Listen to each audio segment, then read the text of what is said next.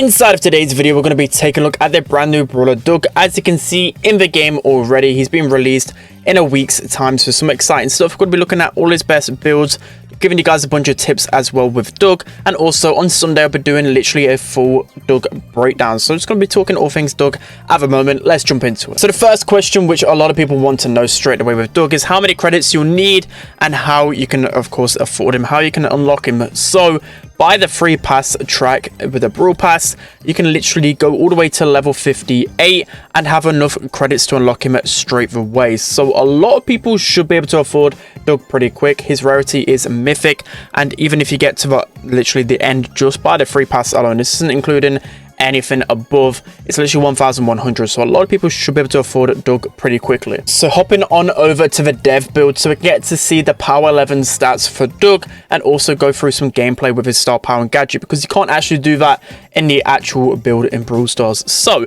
can see by the stats, 7200 HP with a fast movement speed, so the same movement speed as all tanks. You also have the attack, so we'll show it in game in a second, but it's basically a Jackie attack, 1800 damage, but also if your teammates in and around you, you get about 900 healing as well, a normal reload speed and short range. And as you can see by the super, whenever you throw this onto your teammate or yourself, you'll be able to resurrect yourself essentially if you go down, which is a pretty OP mechanic. Okay, so going into all things Doug then, just going into his stats, so 1800 damage, but that's only going to be right up close. You can see it at the edge of the range, only 900 damage. So this is the thing that really concerns me with Doug. Of course, once you get closer and closer, you can start to deal a lot of damage, but for me, I don't know, it's a little bit painful. And also, like, it will of course heal teammates in and around you, but it's only a small radius, so I'm bit conscious on how weak he's going to be, but it still does an area of effect just like Jackie, but the damage will be pretty inconsistent. And then you've also got his second gadget, which will actually double the amount of damage you can put out, but of course you can't heal as well at the same time, so you can actually deal up to like 3600 damage with this. But even if, for example, you want to use it at the edge of the range, you can still get that 1800 attack in. So pretty interesting second gadget. So next up we have the first gadget called Double Sausage. So what this would do, it would only heal your teammates with the next attack, but it will double the amount of healing. So 3600 healing is how much it can actually do, which is pretty insane when you think about it. And of course that can stack if you get both your teammates in the same spot, so a lot of healing to be had right there. You can see 2880 healing there on the B. I feel like this will be a really good gadget, especially if you're kind of looking to group up as a composition and push the enemies back. So now moving on to the star powers, starting off with fast food. So when someone is resurrected, whether it's you or your teammate, you'll get a 3-second movement speed buff, which will be a little bit useful, but for me, I feel like it's just going to be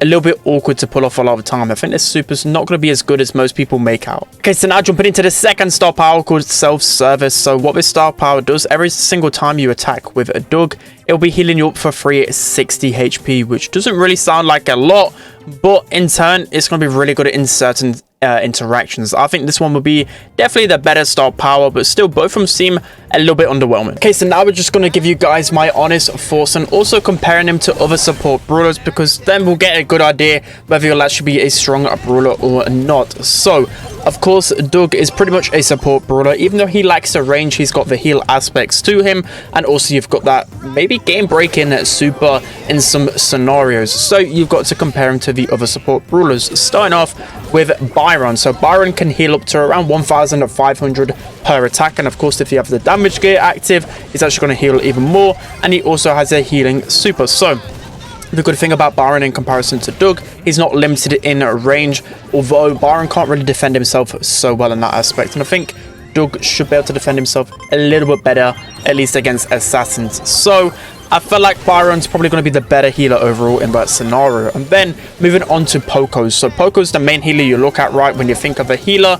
He has his Da Capo star power, which he can heal his teammates 700 per attack. And the good thing about this is that he has a lot more range with his main attack. And the thing is, it can actually pierce through to the enemies as well. So not only are you healing your teammates, you're dealing damage to the opponents. So that's what I really like about Poco, and you're not really limited in range. And of course, you've got his super, which will heal 3000 every single time. I just think Poco is the better healer overall in this aspect as well. And then you have Gust, right? So Gust, his healing is every 4 shots, I believe, with his Ghost, which is around 1200. And then you have his shield, which is 4000 extra HP. So again, another healer which is at range, of course. Sometimes a little bit limited in terms of the Ghost, pretty awkward in terms of the placement. So I guess the healing's not really going the way of Gust, but his super is just so crucial and really helps 1v1s. And I think probably better than Doug's, right? Because Gust, you can shoot it through a wall.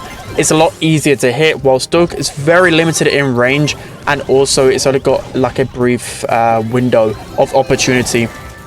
And then lastly, we have Pam. So Pam, again, her only real big healing aspect is her turret, but 540 healing per second, and if you add the mythic gear on top of that as well, it's like 600 plus healing. So again, Pam, the good thing about what you can do if you want to heal with Pam, you can just throw your turret off and then just play differently with just Pam, if you get what I mean. Like the healing, you don't have to stay next to a certain brawler, but with Doug, you kind of have to. So now moving on to Doug, the really good things about him. So I really like his healing gadget. I thought that just double his normal healing, right? He only heals maximum 900 per attack, but it's actually kind of in the degree of his main attack. So 1800 multiplied by 2, 3600 healing potentially per brawler. That's 7200 healing, which can actually be pretty insane. But of course, once you run out of those gadgets, the healing is definitely nullified a lot. So got to bear that in mind.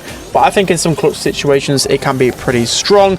And then just overall with the healing of his main attack to himself, I think it's pretty good overall. But for me, more often than not, I'll just rather go with another healer, I think, from the get-go. Maybe in some specific modes, I feel like Doug definitely has his place, but overall, it really makes it a 2v3, especially if you're thinking on certain maps, right, where you're having to stick by your teammates all of the time.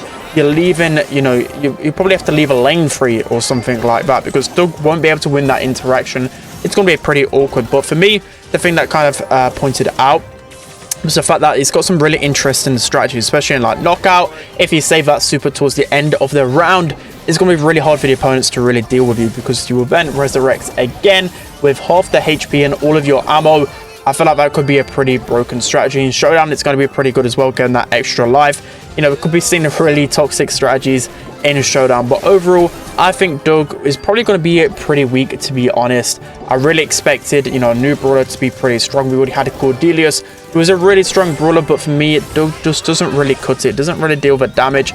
And the thing that really off-puts me about Doug is the fact that his damage actually scales on the attack. Like, it's 1800 up close. But when do you want to be up close with Doug? You have no way to push back the opponents, no way to quickly destroy them. You have no way to really defend yourself as Doug. You can't push back the opponents. You can't really do anything when they're up close. So you've got that other gadget, which I'm kind of contemplating which one is the best one in terms of whether you want to double your attack or double your healing. I think your healing might be a bit better, but maybe in some scenarios you want that extra damage to quickly delete someone. But I think more often than not, you should be able to just take down Doug so easily because of his scaling of his damage. I just really don't like it. You can do like 900 damage at his maximum range. And let's face it, you compare him to a brawler like Jackie. When are you ever literally on top of someone with a Jackie? You don't really want to be really up close and personal. You kind of want to stay on the kind of cusp of the attack, on the edge of the range, because it's very limited in range anyways. So yeah, Doug, I feel like could potentially be game breaking in some scenarios, but at the same time, I'm pretty scared that he's going to be really underwhelming if it's not above to him. Let me know what you think of Doug in the comment section. And as I said, on Sunday, I'll be doing a full breakdown of him, his best game modes, his best builds, and all of that good stuff. So make sure to subscribe for that.